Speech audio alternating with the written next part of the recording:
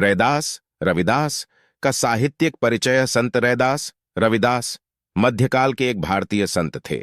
वह कबीर के समकालीन थे। उन्होंने ईश्वर की भक्ति करने के साथ साथ जात पात और छुआछूत जैसी सामाजिक समस्याओं का विरोध किया।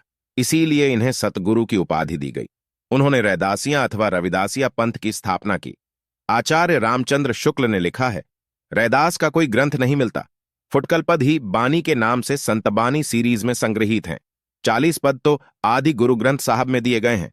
संत रविदास रैदास का जन्म भारत के उत्तर प्रदेश के बनारस काशी में माघ पूर्णिमा दिन रविवार को संवत 1433 को एक चंवर चर्मकार जाति में हुआ था।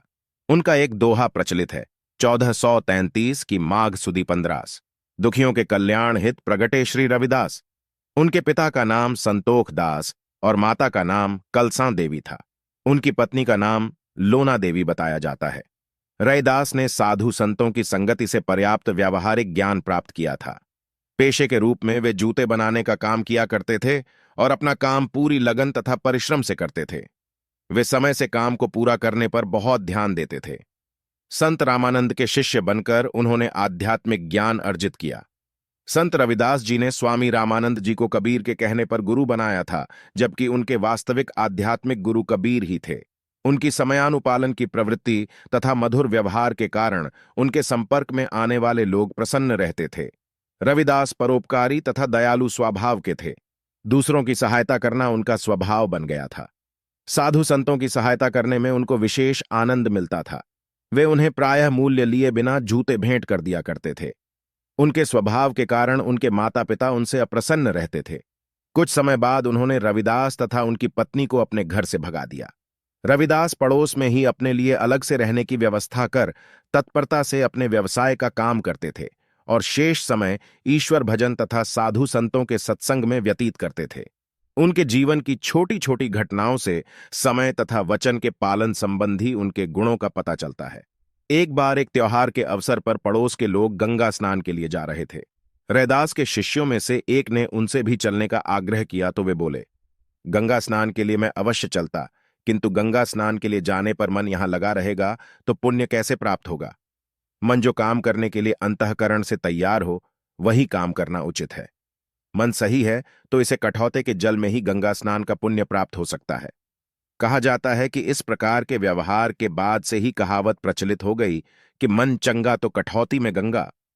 संत रविदास की यह उक्ति सबसे प्रसिद्ध है। आज भी लोग इसे अक्सर दोहराते हैं। इसमें रविदास मन की पवित्रता पर जोर देते हैं।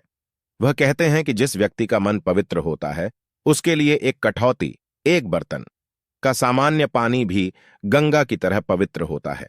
अगर ईश्वर से मिलना है तो मन को पवित्र रखना जरूरी है। इसी तरह उन्होंने लिखा, ब्राह्मण मत पूजिए जो होवे गुणहीन, पूजिए चरण चंडाल के जो होवे गुण प्रवीण।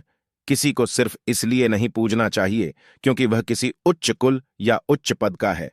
यदि व्यक्ति में उस पद के योग्य गुण नहीं हैं तो उसे नहीं पूजना चाहिए। अगर कोई व्यक्ति ऐसा है जो किसी ऊंचे पद पर तो नहीं है लेकिन बहुत गुणवान है तो उसका पूजन जरूर करना चाहिए। इसी तरह उन्होंने कहा, मन ही पूजा मन ही धूप, स्वरूप मन ही सेऊ सहज स्वरूप। निर्मल मन में ही भगवान वास करते हैं। अगर आपके मन में किसी के प्रति बैर भाव नहीं है, कोई लालच या द्वेष नहीं है, तो आपका मन ही भगवान का मंदिर, दीपक और धूप है। रैदास कहे जाकै हृदय, रहे रैन दिन राम सो, भगता भगवंत सम, क्रोध न व्यापय काम। जिस हृदय में दिन रात बस राम के नाम का ही वास रहता है, ऐसा भक्त स्वयं राम के समान होता है। राम नाम की ऐसी माया है कि इसे दिन रात जपने वाले साधक को न तो क्रोध आता है और न ही कभी काम भावना उस पर हावी होती है। रविदास जन्म के कारण होत न को नीच न करकू नीच करि डारी है, ओछे कर्म की कींच। कोई भी व्यक्ति किसी जाति में जन्म के कारण नीचा या छोटा नहीं होता है। किसी व्यक्ति को निम्न उसके कर्म बनाते हैं। इसलिए हमें हमेशा अपने कर्मों पर ध्यान देना चाहिए। हमारे कर्म हमेशा ऊंचे होने चाहिए। रैदास ने ऊंच नीच की भावना तथा ईश्वर भक्ति के नाम पर किए जाने वाले विवाद को सारहीन तथा निरर्थक बताया और सबको परस्पर मिलजुल कर प्रेमपूर्वक रहने का उपदेश दिया। संत रविदास जी को तत्कालीन सामाजिक जीवन में ऊंच नीच, छुआछूत, जात पात का भेदभाव देखने को मिला। शायद इसीलिए उन्होंने समाज में व्याप्त बुराइयों जैसे वर्ण व्यवस्था, छुआछूत, धार्मिक पाखंड आदि के विरोध में अपना स्वर प्रखर किया। उनकी रचनाएं हमारे लिए आज भी प्रासंगिक हैं। वे लिखते हैं, चमड़े, मांस और रक्त से जन का बना आकार, आंख पसार के देख लो सारा जगत चमार। रैदास एक ही बूंद से भयो जगत विस्तार, ऊंच नीच के ही विधि भय ब्राह्मण और चमार। कहे रविदास खलास चमारा, जो हम सहरी सो मीत हमारा। दरअसल रैदास स्वयं मधुर तथा भक्तिपूर्ण भजनों की रचना करते थे और उन्हें भाव विभोर होकर सुनाते थे। उनका विश्वास था कि राम, कृष्ण, करीम, राघव आदि सब एक ही परमेश्वर के विविध नाम हैं। वेद, कुरान, पुराण आदि ग्रंथों में एक ही परमेश्वर का गुणगान किया गया है। उन्होंने लिखा, कृष्ण, करीम, राम, हरि, राघव जब लग एक न पेखा। वेद कतेब कुरान पुराणन सहज एक नहीं देखा। चारों वेद के करे खंडौती, जन रैदास करे दंडौती। उनका विश्वास था कि ईश्वर की भक्ति के लिए सदाचार, परहित भावना तथा सद्व्यवहार का पालन करना आवश्यक है। अभिमान त्याग कर दूसरों के साथ व्यवहार करने और विनम्रता तथा शिष्टता के गुणों का विकास करने पर उन्होंने बहुत बल दिया। अपने एक भजन में उन्होंने कहा है, कह रैदास तेरी भगति दूरी है, भाग बड़े सो पावे। तजी अभिमान मेटी आपा पर, पिपलक हवै चुनी खावे।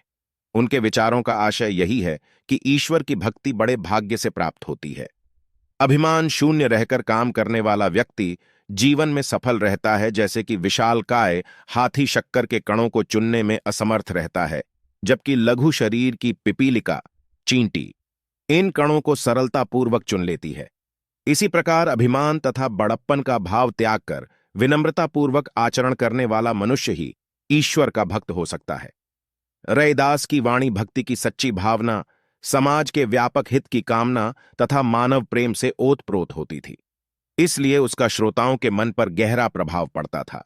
उनके भजनों तथा उपदेशों से लोगों को ऐसी शिक्षा मिलती थी जिससे उनकी शंकाओं का संतोषजनक समाधान हो जाता था और लोग स्वतः उनके अनुयायी बन जाते थे। उनकी वाणी का इतना व्यापक प्रभाव पड़ा कि समाज के सभी वर्गों के लोग उनके प्रति श्रद्धालु बन गए। कहा जाता है कि मीराबाई उनकी भक्ति भावना से बहुत प्रभावित हुई और उनकी शिष्या बन गई थीं। रैदास ने लिखा है, वर्णाश्रम अभिमान तजी, पद रज बंध हिजासू की। संदेह ग्रंथि खंडन निपण, बाणी विमुल रैदास की। रैदास के 40 पद गुरु ग्रंथ साहब में भी मिलते हैं, जिसका संपादन गुरु अर्जुन साहिब ने 16वीं सदी में किया था। आज भी संत रैदास के उपदेश समाज के कल्याण तथा उत्थान के लिए अत्यधिक महत्वपूर्ण हैं। उन्होंने समाज में प्रचलित जाति व्यवस्था, पाखंड, छुआछूत, ऊंच नीच, असमानता के खिलाफ आवाज उठाई और सभी को भक्ति करने का संदेश दिया। उन्होंने बताया कि हम सब एक पूर्ण परमात्मा की संतान हैं तथा केवल एक पूर्ण परमात्मा की सच्ची भक्ति करने का संदेश दिया। उन्होंने अपने आचरण तथा व्यवहार से यह प्रमाणित कर दिया कि मनुष्य अपने जन्म तथा व्यवसाय के आधार पर महान नहीं होता है। विचारों की श्रेष्ठता, समाज के हित की भावना से प्रेरित कार्य तथा सद्व्यवहार जैसे गुण ही मनुष्य को महान बनाने में सहायक होते हैं। इन्हीं गुणों के कारण संत रैदास को अपने समय के समाज में अत्यधिक सम्मान मिला। इसी कारण आज भी लोग उनके प्रगतिशील विचारों से प्रभावित हैं।